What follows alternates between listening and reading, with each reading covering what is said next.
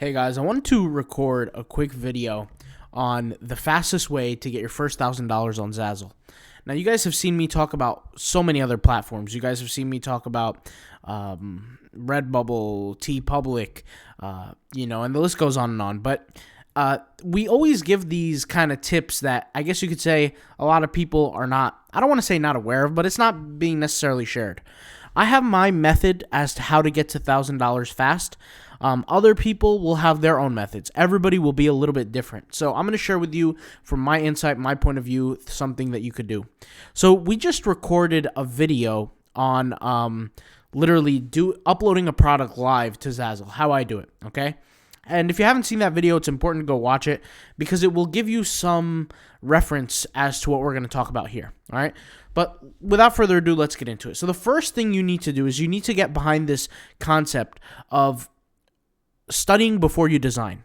Now, in other platforms, I wouldn't necessarily say the case. I mean, if you guys have seen the way I teach, how to make money on Redbubble, for example, on Redbubble, it's opposite. I claim the opposite. In fact, if you've taken the Redbubble tag course or the design course, I actually don't worry that much about market research. Every platform is slightly different. So the first thing with Zazzle is you want to keep in mind that you want to do the research first before the actual design. A lot of people will create their design first and then hope that it sells. Now, creating the design first and hoping that it sells is a viable method, but the only problem with that is you're trying to fit what you have created into the bounds of what a customer wants. But if you figure out what customer want first and then you go out and create based on what customers want, you have a much higher chance of making money. Also, I like to stay focused on the whole essence of what Zazzle is. If you keep in mind what Zazzle is a customization platform first. Before it is a print-on-demand platform, before it's a direct-to-consumer platform, it's a customization platform. If you want to get a nice t-shirt design, 9 times out of 10, you're not going to go to Zazzle. And that's not always the case, but you're not going to go to Zazzle. But if you want to get a nice t-shirt design that is customizable, 9 times out of 10, you will go to Zazzle, right? Especially for the mass consumers. Zazzle generates about 17 million visits a month. So it's a significant amount. And I'm not talking about the whole internet, of course, where if somebody needs a t-shirt, they're going to go to Zazzle. Obviously, I'm not talking about the whole entire internet. But we're talking in the context of Zazzle, print-on-demand, things like that, right? So the first thing you want to do, and like I said, this is, in my opinion, the easiest way to get to 1,000, is do the market research first. Know what you're capable of. Peter Drucker says, know thyself. So know what you want to create. So let's just say you want to create Christmas t-shirts, right? So you do a very simple search. Christmas t-shirts, all right? Christmas t-shirts, and spelled that wrong, but you got to get the capital on there. But Christmas t-shirts, okay? Let's say you want to create these quote-unquote Christmas t-shirts. Well, there's a few things you're going to have to understand. The first thing you're going to have to understand is that even though Zazzle encourages you to create many different Zazzle stores in your account, I'm actually going to tell you don't do that. If you're going to stick to creating Zazzle Christmas t-shirts, don't create a bunch of stores in different niches. Stick to one store in one niche, one at a time, okay? Because what happens is, and I actually pulled this up just to give you guys a reference, is from what I have seen, guys, with Zazzle, it seems like the more you climb up in the ranks of the lifetime earnings within Zazzle, and even though I hate to say this, but I feel like this is kind of true because I have seen it in many, many times, people with more sales tend to have more respect in the Zazzle algorithm. And I'll explain what I mean. If let's just say I create 100 designs, and I'm a platinum creator, and I'm competing against somebody who's a basic level creator on Zazzle, and I put this little, the blog up here to show you guys what the difference is, so you guys can see in lifetime earnings. 9 times out of 10, I am going to get higher level ranking in terms of my designs. So it's important as a creator, if you're brand new, you have no earnings, you have not accumulated any kind of success on Zazzle, it's important to stick to one niche and one category and one store. You build that one up. The first mistake that I was doing when I had those 3 dry months on Zazzle, and like I said, I've spoken this in the Zazzle course, the first thing that I was doing wrong was I was jumping on different stores thinking that diversity is key. And it is over time, but in the short period of time, if you want to make money quick, that's not going to work with Zazzle. You're going to have to build up your store fast, quick, and strong. The reason why I say that is because, like I said, the more you earn, the faster you're going to level up in terms of lifetime earnings. I have reason to believe, and this is just a theory, obviously Zazzle's never going to come out and say this because it would hurt their bottom dollar, but I have reason to believe that people with more lifetime earnings, just based on my experiments and my studies alone, people with more lifetime earnings tend to get more respect in the algorithm, aka rank higher, than those with less. That's just my personal opinion. And so that's why when people ask, like, well, so then how do the new guys, how do the little guys end up growing on Zazzle? That's what it's going to take. It's going to take consistent amount of effort in one single category, one single niche. This niche domination approach of just creating as many as you can work, but it has to be with specific contingencies, which is why I highly recommend you watch that video that we last produced.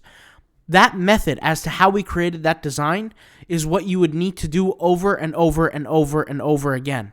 Now, once again, I'm not talking about creating garbage here on the platform, because the truth is Zazzle is a platform where customers don't really make exceptions. Now, as opposed to Redbubble, customers do make exceptions. TeePublic, customers do make exceptions. Merch by Amazon, customers do make exceptions. And I'll explain what I mean when I say that.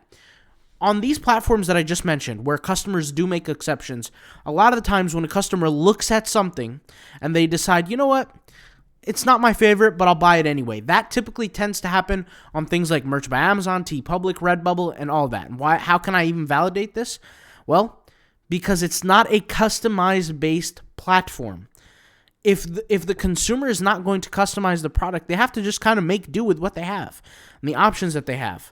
Now, granted, the way I'm saying this makes it sound like that there's a limited quantity of products in the marketplace when there's not, but it still doesn't remove the fact that Zazzle is a customized first platform, meaning the majority of income that comes through the Zazzle platform is not these one-off designs, but are customized based designs that consumers can go in and customize to their liking. So, for example, if I'm getting married and I want to have a bunch of wedding invitation cards, I'm going to customize those cards to my liking, put my own address on them, my name, etc.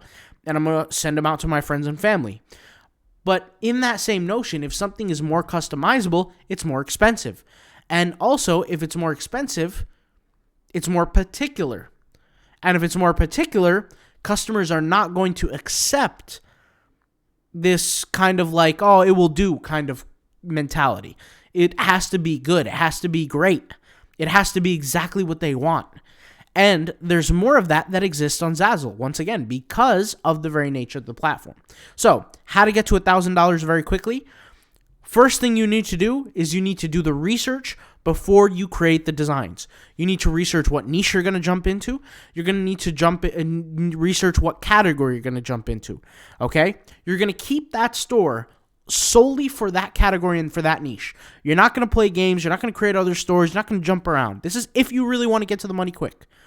Once you do that, if you watch the video that we posted, like I said, the link in the description to that video, you watch that video on exactly how to create specific designs. Now, the reason why that video was posted, and I'll leave the link in the description to that video, the reason why that video was posted is because I'm well aware that 99% of the people are A, not going to have the patience, and B, not going to have the success mindset to take a course and study it and learn how to tag effectively.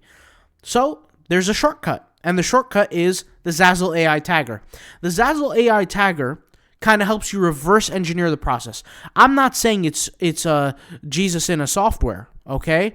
But what I am saying is that it can help you dramatically figure out what consumers are looking for, okay? Now, it would be better if you learned how to do it yourself, which is why we teach certain things in the Zazzle course that we teach for the tagging. But if you're not going to sit there and learn and figure out how to do it, and you're looking for something a little more easy, you jump on the software and you do the research with the software. The software is going to give you a multitude of different ideas and keywords and things like that. Now, you're going to utilize those keywords, just like how we showed in the video, to create designs, but it's not like you're just going to use those keywords and just throw them in the tags if they don't make sense. No, they have to make sense, number one. And when I say make sense, it will all make sense to you if you watch that past video, right? So you use the specific keywords, but more importantly, you harness them. You use them as indicators, meaning you acquire lists and lists of these keywords, and you match keywords with the art created. So just like in the last video, we had certain keywords that resembled the word floral. The designs or the graphics that we used in that video with the keyword floral, we can use them over and over and over again in multiple designs because the meaning is not going to change, right? And so we take those and we reuse them, and we can incorporate new designs too. It's not like we have to stay on one thing, but we can incorporate new designs, and we incorporate new graphics and content in those specific designs. And then what we do is create as much as we can. Now, the important thing to know about this is you have all right, so put it this way. You have two-dimensional growth, you have three-dimensional growth, okay? And this is the best way I'm going to explain this. And this is a little bit abstract of a concept, but I'll kind of try my best here, okay? So two-dimensional growth, three-dimensional growth. So what is two-dimensional growth? Imagine this is a street. You have buildings that you could make bigger sideways, like this, okay? So if you want to make a bigger building, you just add to it, you add to it, you add to it, additions on it. But what is three-dimensional growth? Three-dimensional growth is growing this way. So instead of adding to it this way, you create a building like this and just add to it this way. And that's even more growth, right? So two-dimensional growth is going wide in the niche. So for example, if I'm creating floral-based designs, well, how can I take this? Okay, well, I can create floral wedding cards. I can create floral invitations to christening. I can take floral invitations to birthday. I can do floral sorry letters or whatever. Like, I could do so many things in that niche, and that's going wide, right? But then what I could do is I can pick a specific subsector, so let's say floral wedding, and then I could go upwards and create as many as I can in that world. And that will help me grow both ways, because there are some people who are looking for floral in all different kinds of subset categories. But then you have people who are looking in floral, for example, wedding in one of those subset categories, but they're looking for multiple options, which helps you grow this way more. So two-dimensional and three-dimensional growth is important, and you want to keep that in mind, the difference between the two. And that's going to help you kind of understand really to what complexity and to what level are you going to increase the size of your account, you increase the size of your store. Now, some people are going to ask me, how long is it going to take to get to 1,000? How long is it going to take? It's going to take you longer than you expect and less than you expect, and I'll explain what I mean.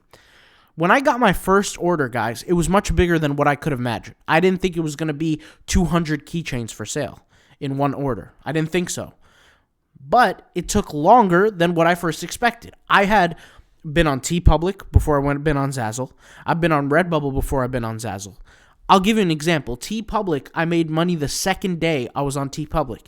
And the first month on TeePublic, I made over $1,000. That's not the case for Zazzle. For Zazzle, I literally sat there for 3 months without a single sale. On the very last day of the third month, I got my first sale. If you're in the Zazzle tagging course, you know about this already. So it's not like I'm speaking a foreign language, but obviously not everybody is in that course. But regardless, so I was doing that, and I couldn't really figure it out. But now I kind of understand at that point, and looking back, hindsight is, 2020, but growing in those two dimensions make a difference, because when one day, when you're not when you're not essentially catching the success in the second dimension of growth, but you've implemented enough third dimension growth routines, or, essentially art in specific sectors, that's going to help you, right? And vice versa, right? Vice versa. So it's important. And actually this method, by the way, helps you understand and helps you really capture more potential. This is the best way I can say it. And it's important to track your success. I've spoken about this before, but analytics, track the success. You got to see where the traffic is coming in and why. You really got to be a mad scientist about it, because you have to see where the traffic is coming in, okay? Once you find where the traffic is coming in, you need to capitalize as soon as possible. You need to create more and more and more. I would not get caught up in trends, okay? Because the reality is that the whole Zazzle platform, effectively, and we're speaking in loose terms here, guys, but if effectively, the whole Zazzle platform is evergreen by nature. You look at the things that fuel the economy on Zazzle. There are things like weddings, and we could just look at it. Weddings, we have bachelorette parties, bridal showers, birthdays, baby showers. Those are things that fuel the economy. They're trending invitations, for example. These are the same concepts that have been trending for the past 5, 10, 20 years. Why? Because there's always a birthday going on. There's always a baby shower going on. There's always a bridal shower. Somebody's always having a bachelorette party. Somebody's always having a baby shower, etc. And that's really what the platform is for. So you need to create and craft the product for the audience that is coming to the platform, not vice versa. You can work vice versa with that on something like Redbubble. Redbubble, if something's good looking enough, people are eventually going to buy it, right? But that's not the case with Zazzle. It's the other way around with Zazzle. Zazzle is a need-based product. People go to Zazzle, they look at a product that they want, and yeah, it might be nice. It doesn't necessarily mean they're going to buy it. But with Zazzle, they need to essentially need the product. Nobody's going to buy a bunch of wedding invitations if they don't have a wedding going on, if that makes sense. So hopefully this kind of helped out.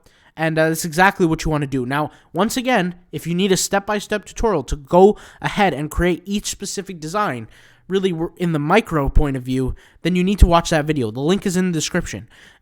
If you are needing advice in the macro, well, that's this video's purpose. This video is the macro, the zoomed out point of view, the zoomed out lens. But that video zoomed in, more specific on specific uploading details. You need to check out that video. The link will be in the description, all right?